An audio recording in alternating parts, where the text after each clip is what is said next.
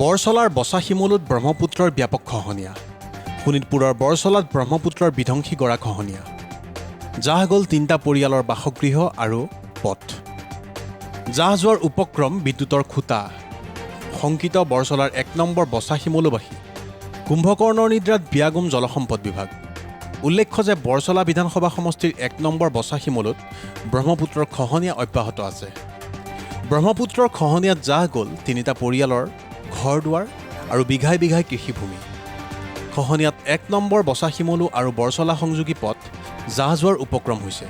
ইপিনে গাঁওখনৰ বিদ্যুৎ সেৱা যোগান ধৰা বিদ্যুতৰ খুঁটাও জাহ যোৱাৰ উপক্ৰম হৈছে। খহনীয়াৰ কবলত পৰি ইতিমধ্যে ইয়াৰ বহু পৰিয়ালে নিৰাপদ স্থান বিচাৰি অন্য ঠাইলৈ ঢাপলি মেলিছে। আনহাতে খহনীয়াত ঘৰ দুৱাৰ হেৰুৱাই একাংশ পৰিয়ালে মথাউৰিতে আশ্ৰয় লৈছে। স্থানীয় লোকে প্ৰকাশ কৰা মতে বিগত ৩ বছৰ ধৰি ১ নম্বৰ বছাশিমলুত খহনীয়াই ব্যাপক ক্ষতিসাধন কৰিছে। স্থানীয় লোকৰ অভিযোগ, জলসম্পদ বিভাগ আৰু স্থানীয় বিধায়ক গণেশ লিম্বুক বহুবাৰ এই সন্দৰ্ভত অৱগত কৰাৰ পিছতো কোনো ধৰণৰ ব্যৱস্থা গ্ৰহণ কৰা নাই।